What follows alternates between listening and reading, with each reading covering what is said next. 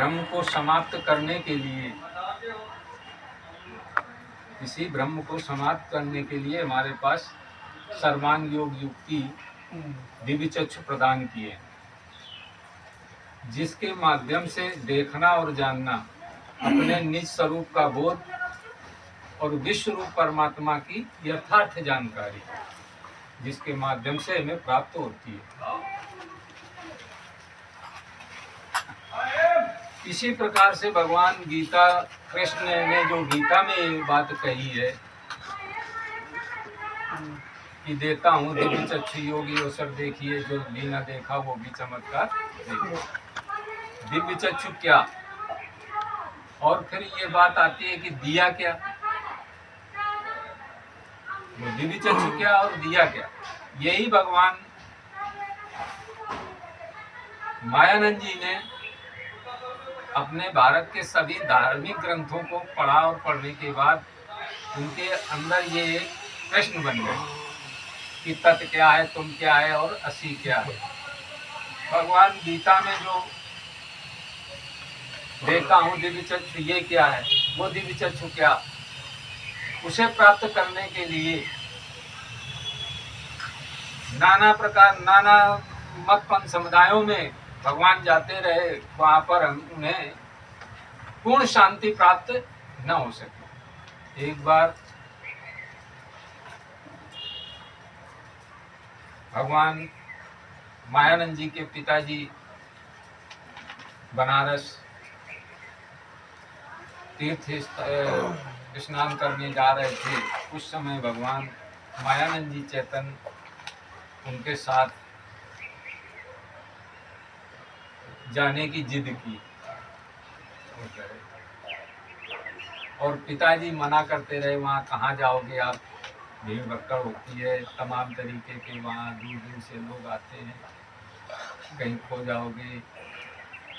तो भगवान ने जिद पकड़ी कि हमें जाना ही है और हम आपके साथ चलेंगे। तो भगवान को पिताजी ने साथ लेकर के और बनारस गए, और बनारस में जब गए तो वो स्नान करने लगे, और भगवान ने सोचा कि अब पिताजी तो स्नान कर रहे हैं, इतने में मौका है, देखें शायद कहीं कोई ऐसा विद्वान प्राप्त हो जाए जिसके माध्यम से हमें ये जानकारियां प्राप्त हो जाए। तो एक वृद्ध व्यक्ति उनको महात्मा रूप में थे और वो समझ में आए कि ये कुछ हमें बता सकते हैं। तो उन्होंने उनसे जाकर के पूछा, और पूछते समय उन्होंने कहा कि देखो यहाँ पर और कोई तुम्हें नहीं बता सकता इस विषय में, इस दिव्य चक्षु के तत्त्वमसि के विषय में यहाँ पर कोई तुम्हें बता नहीं सकता। यशमेव घाट यही बगल में है, वहाँ सरस्वती विशुद्धानंद महाराज जी रहते हैं, आप उनके पास जाएं तो वो अवश्य इस विषय का निवारण करेंगे। तो भगवान ने उनके शब्दों को सुनकर और सुनने के बाद वो वही उसी तरीके से वहाँ यशमेव घाट के पास पहुँचे। तो जहाँ उनकी कुटिया बनी थी, वहां पर पहुंचे तो वो दिखे नहीं, वहां दिखे नहीं, कुटिया में थे नहीं। वो स्नान करने गए थे गंगा जी, और स्नान करके वो चढ़ के सीढ़ियां चढ़ते आ रहे थे, तो उनकी भगवान की झलक पड़ी कि ऐसा तो नहीं, यही तो नहीं है। परंतु भगवान ने सोचा कि थोड़ी देर इंतजार करते हैं इनका, तो वहां वो इंतजार करने लगे, और इंतजार करते समय वो आ गए।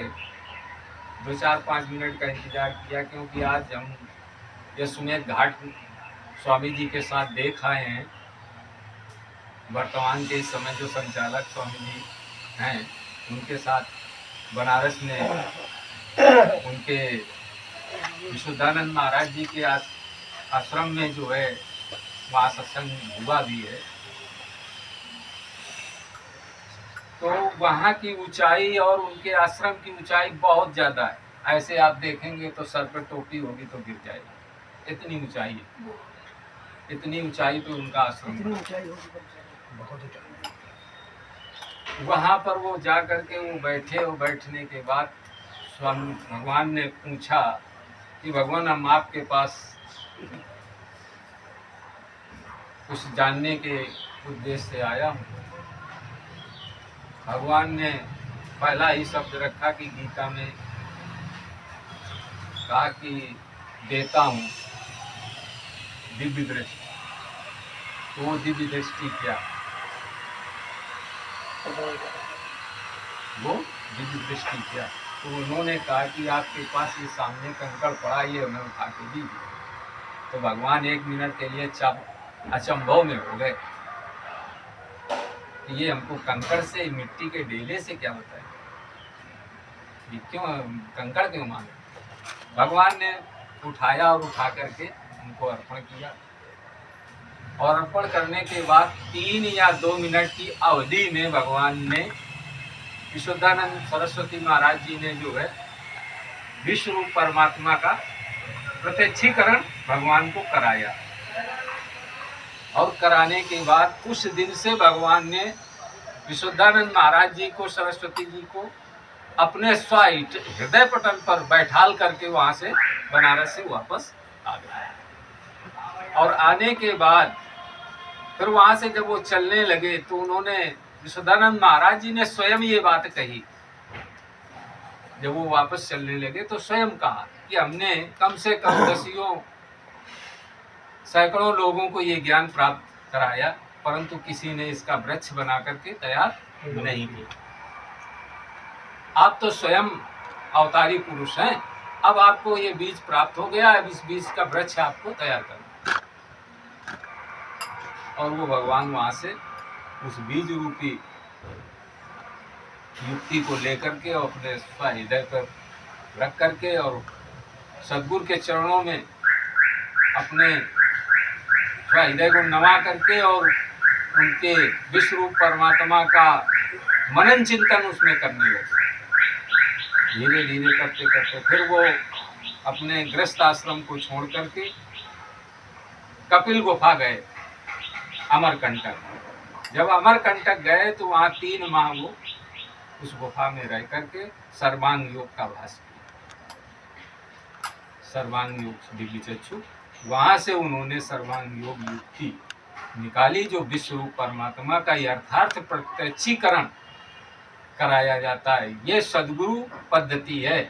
इस पद्धति को इसलिए गुरु पूर्णिमा इसलिए मनाई जाती कि ये परम पूर्ण कार्य आज जो हमने प्राप्त किए इसे कभी भूले मत, इसी का बार बार मनन चिंतन करते रहें, जिसके द्वारा उस विश्व ये परंपरा हमने प्राप्त की है, हमारे द्वारा ये चलती ही रहे। अगर ये रुक जाएगी या ये लुप्त हो जाएगी तो धर्म ग्लानि फिर से आ जाएगी। तो धर्म ग्लानि को हटाने के लिए ये परंपरा लागू होती है। और सद्गुरु बगैर, जैसे कि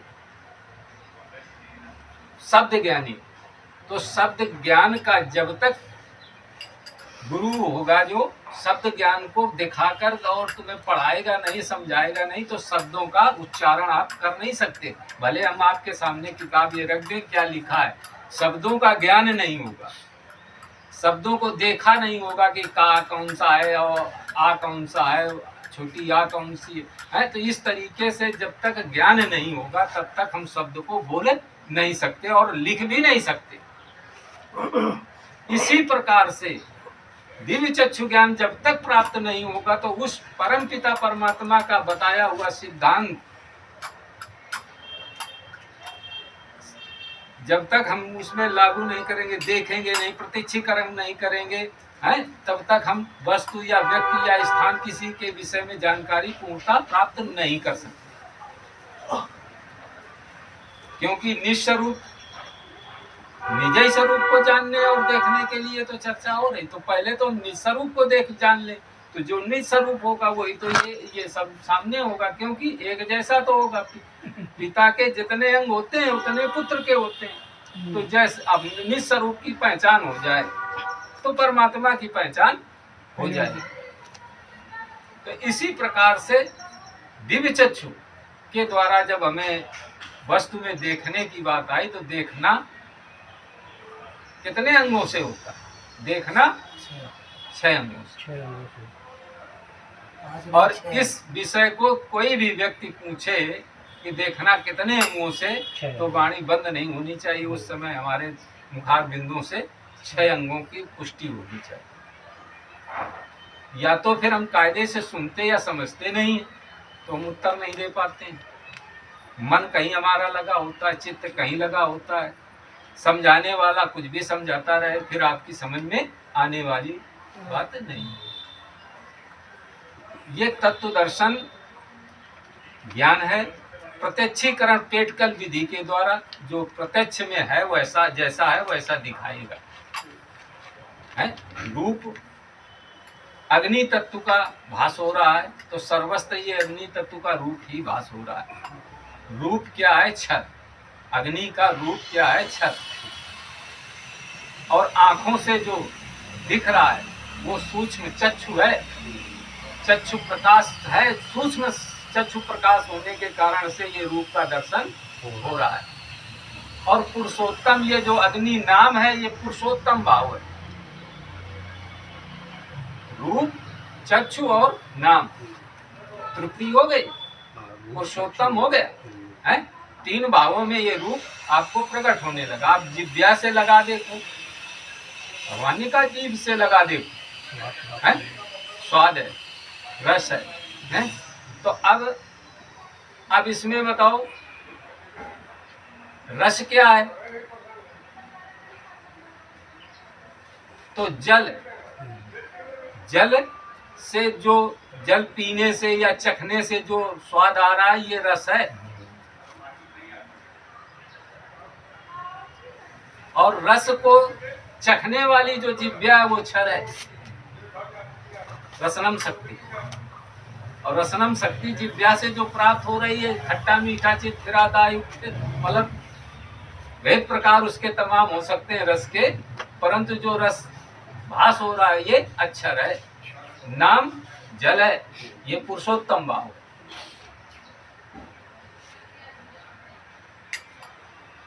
जैसे कह दिया जाए स्पर्श, तो स्पर्श 3 भावों में कैसे व्यक्त करो?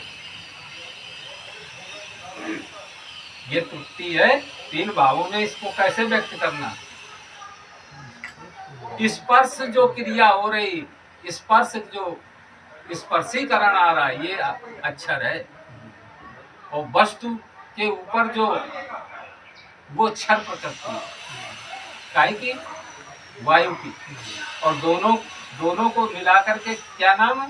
वायु। त्वचा, त्वचा कहते हो, स्किन को त्वचा कहते हो। त्वचा काहे की है? वायु तत्व। तो वायु में जो स्पर्शन आ रहा है, तो त्वचा और वायु, और नाम क्या है? पदार्थ कह दे या मतलब वायु। तो वायु तत्व पुरुषोत्तम है और स्पर्शन अक्षर है, जो भास हो रहा है, कायम भास हो रहा है त्वचा में, वो अक्षर है। तो ये 3 भाव, पांचों तत्वों में 3 भाव दिखेंगे। 5 तत्वों में ये 3 भाव दिखेंगे। इसी प्रकार से कान से बजा कर देखो, है? तो कान स्रोत इंद्रिय, स्रोत शब्द अक्षर है और कान क्षर है। और पुरुषोत्तम आकाश है। आकाश क्षर और अक्षर दोनों लायक काय में हुए, नाम में आकाश तत्व। ये त्रुटि है उसकी, काय की? आकाश की। इसी आकार से जब हम वस्तु में निरीक्षण और परीक्षण करके देखेंगे तो जैसे हमारे पास है ऐसे परमपिता परमात्मा के पास भी उतने अंग। भगवान ने ये कह तो दिया, परंतु इसको भी हमें अपनी विचारधारा से लेकर के इसे देखना और जानना है। हम कहते तो रोज है कि जानना है, परंतु ऐसा करके देखते भी हैं,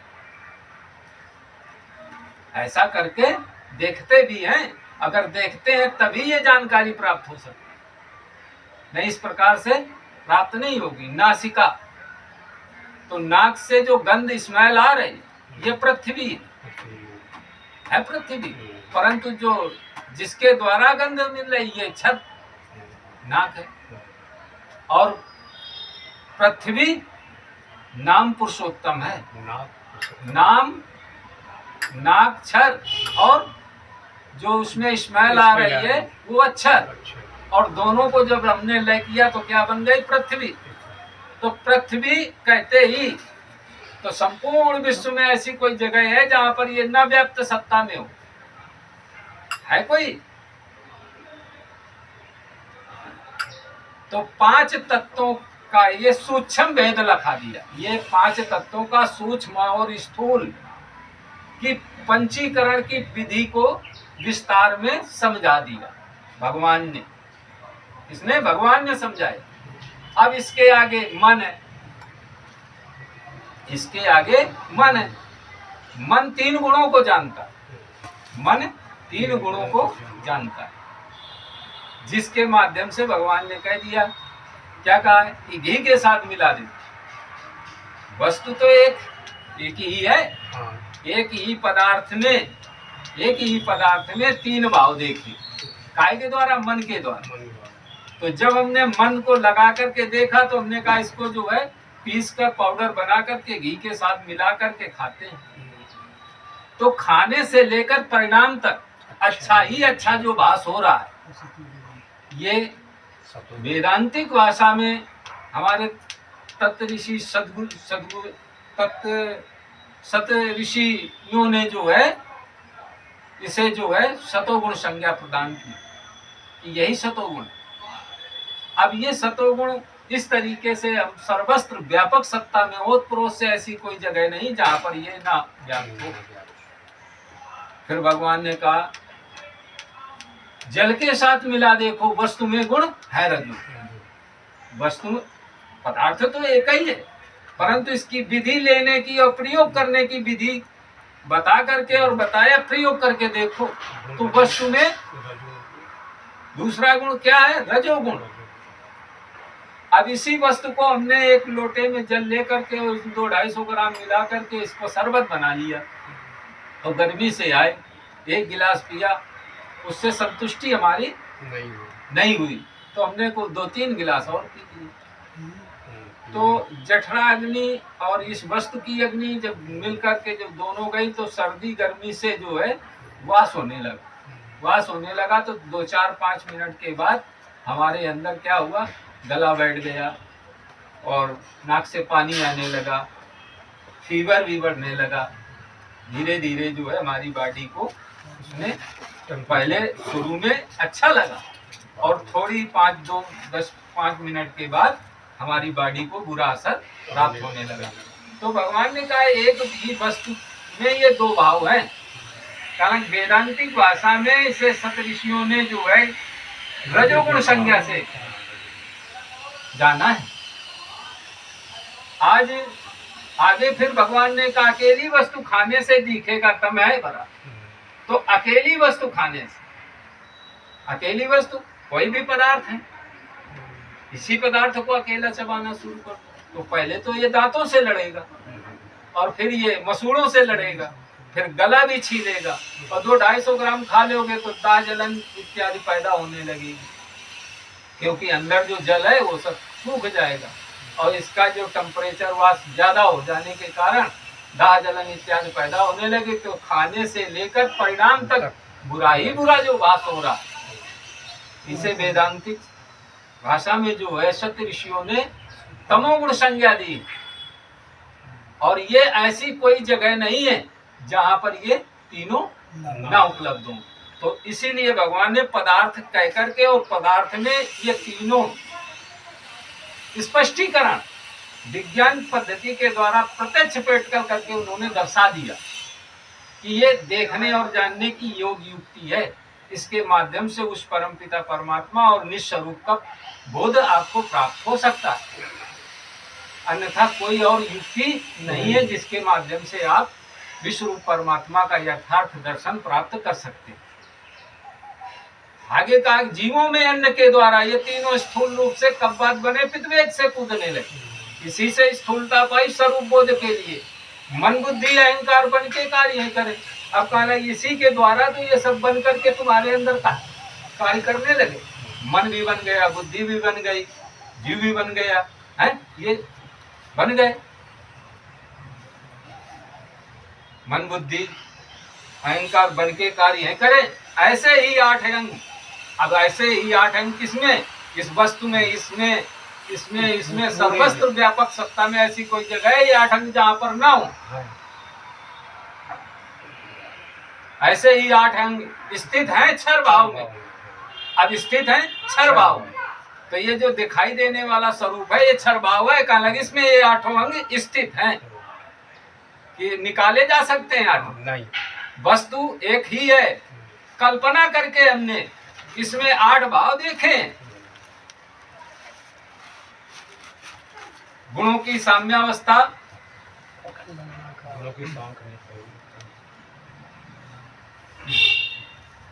तो इस प्रकार से इसे साम्यावस्था मतलब इसे कहते हैं गुण साम्य। सगुण साकार स्वरूप में जो वस्तु दिख रही है इसका नाम गुण साम्य है, क्षर प्रकृति है। इसे नाना प्रकार से लोग जानते हैं। कोई साकार के नाम से जानता, कोई क्षर प्रकृति के नाम से जानता, कोई गुण साम्य के नाम से जानता है। तो इसके नाना प्रकार से नाम। 6वें साधन में कह दिया भगवान ने कि अब ये ध्यान में बैठे संपूर्ण इस हेतु से आपको अभी तक 5 3 8 और 5 ज्ञानेंद्रिय 6ठे मन के द्वारा आपको गुण साम्य तक पुरुषोत्तम मतलब जो है इसका दर्शन आपको कराया प्रत्यक्ष प्रैक्टिकल विधि के द्वारा। अब इसमें जो अक्षर आत्मा व्यापक सत्ता से जिसे हम निर्गुण निराकार ब्रह्म कहते हैं वो अब 6ठे अध्याय में भगवान ने किस प्रकार से व्यक्त किया। क्योंकि कहा गया अगुनय सगुनय नहीं कछ वेदा और बार बीच जो गावई वेदा। जो वेद पुराण सब गा रहे हैं किसके लिए, सगुण और निर्गुण के लिए, साकार और निराकार के लिए। उसी साकार और निराकार को देखने और जानने की ये विधि भगवान मायानंद जी ने सर्वांग योग के माध्यम से, है साकार वही है निराकार भी वही, दोनों का धाम भी है वो, उसको सर्व है कहा। एक ही वस्तु में जानो कल्पित भाव 3 ही है।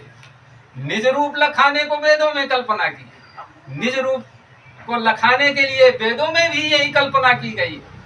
वेद भी यही कह रहे हैं, भगवान नहीं कह रहे हैं, वेद भी यही कह रहे हैं। उन्होंने ये पुष्टि कर दी कि ये हम अकेले नहीं कह रहे हैं, ये वेद भी कह रहे हैं आपके। अब अक्षर आत्मा को जानने की सुरीति है, लखाते हैं इसे लेना श्रद्धा से सात्विक की। अब इसे हम लखाने जा रहे हैं। लखाने का मतलब प्रैक्टिकल विधि के द्वारा हम आपको प्रत्यक्ष में दिखाने जा रहा हूं। काहे के द्वारा, सद्गुण सूक्ष्म तत्व, सद्गुण सूक्ष्म बुद्धि जो प्राप्त हुई है उसके द्वारा हम आप इस अक्षर आत्मा का दर्शन कराने जा रहा हूं। मिठास को हुई इच्छा क्या देख सकती है नेत्रों से निज रूप को। अब मिठास को इच्छा हो कि हम नेत्रों से देख लें तो नहीं देख सकते हो, त्रिकाल में नहीं देख सकते हो। उसको देखने के लिए जो यंत्र 7वां साधन आपके पास सूक्ष्म सद्गुण प्राप्त बुद्धि है उसके द्वारा ही आत्मा का अनुभव प्राप्त हो सकता है। मिठास, प्रियक है, प्रियभास, अनेकों नाम से उसे कहा गया। निराकार, निर्गुण, सगुण, वो ईश्वर, ब्रह्म, अनेकों नाम से कहा गया। इसी प्रकार से भगवान ने कहा है कि अब अगुणय सगुणय नहीं कछु वेदा। कहना ना सगुण अलग है और ना निर्गुण अलग है, इनमें दोनों में कोई भेदभाव नहीं है। एक ही वस्तु है, एक ही वस्तु के हमने भाव 2 देखे, साकार और निराकार। अब हम आपको प्लेट दे के कहें कि इसमें साकार अलग कर दो निराकार अलग कर दो तो क्या कर सकते हो? त्रिकाल में नहीं हो सकता, त्रिकाल में ये अलग नहीं हो सकते। ये अपने ज्ञान इंद्रिय मन के द्वारा हमने साकार भाव देखा और बुद्धि सात्वी उसके आधार से हमने इसमें बैठे हुई निराकार निर्गुण ब्रह्म को हमने देखा और देख करके अब हम इसे नाम में बांधते हैं, क्योंकि निराकार से हमारा प्रयोग नहीं चलेगा और ना साकार से प्रयोग कहने से चलेगा, हमें इसका नाम रखना पड़ेगा। तो वस्तु नाम ले तो बहु सिंधु सुख, करो सुजान जान मन माही। अब नाम ले, अब इसका नाम बतासा रख दिया, बतासा कहते ही आपके दर्शन में आ जाएगा और आप बतासा चाहे जहाँ से प्राप्त हो जाएगा। और नाम जानते हो, वस्तु की पहचान नहीं है तो नाम रटते रहो। इसी प्रकार से गोस्वामी तुलसीदास नाम ले तो बहु सिंधु सुख, कि उस परम पिता परमात्मा को यथार्थ जानते हो, समझते हो तो नाम लेने से सुख की प्राप्ति हो सकती है। और अगर जानते नहीं हो, पहचानते नहीं हो तो नाम सारे जीवन रटते रहना, परंतु सुख की प्राप्ति नहीं हो सकती। तो भगवान ने कह दिया कि ना, नाम है उसके आगे जान के बुद्धि जा। अब दोनों के आगे क्या, अक्षर और अक्षर और अक्षर के आगे क्या, नाम ही तो पुरुषोत्तम भाव है।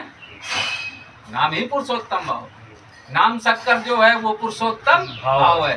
प्रेम का ये निज स्थान ध्यान के हेतु से का। अब इससे प्रेम लगाओ, इससे बैर करोगे क्या है? संपूर्ण ये सृष्टि है, इससे प्रेम लगाओ, प्रेममय दृष्टि लगा करके और प्रेममय व्यवहार करो और फिर देखा ना कि आनंद आता है कि नहीं आता, कि आनंद छूट जाएगा, आनंद बढ़ जाएगा। अभी थोड़े में, क्योंकि अभी वृष्टि में, और जब समष्टिकृत कार्य होने लगेगा तो प्यार प्रेम बढ़ जाएगा, प्यार भी और प्रेम भी बढ़ जाएगा, उसका आनंद भी बढ़ जाएगा, कि थोड़ा हो जाएगा, बढ़ जाएगा।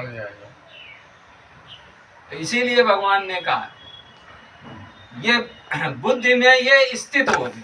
क्या बुद्धि में ये जो सिद्धांत बताया, इस सिद्धांत के द्वारा विश्व रूप परमात्मा आपकी स्थित होवे, ये सिद्धांत स्थित हो जावे, मैं ही संपूर्ण विश्व हूँ। और कहा ये फिर ये समझ लेना, मैं ही तो संपूर्ण विश्व हूँ। सिद्धांत स्थित हो जाए, ये ऐसा सिद्धांत हो जाने के बाद तब ये स्थित आ जाए, मैं ही संपूर्ण विश्व हूँ। अकंप धारणा बैठे, कोई कंपन नहीं रहती है, कोई हलचल नहीं रहती है, अकंप एक स्थिति हो जाती है। अकंप धारणा बैठे, गया द्वैत समाधि सो, और द्वैत भ्रम था वो सब निकल गया, भाग गया। पश्चात बीज भक्ति का आनंद बढ़ने लगे। अब यहाँ से भक्ति प्रारंभ हो गई, अब भक्ति का आनंद प्राप्त करो, यही तो है। आज तो अपनी वाणी को यही विश्राम देते हैं। सद्गुरु भगवान की जय।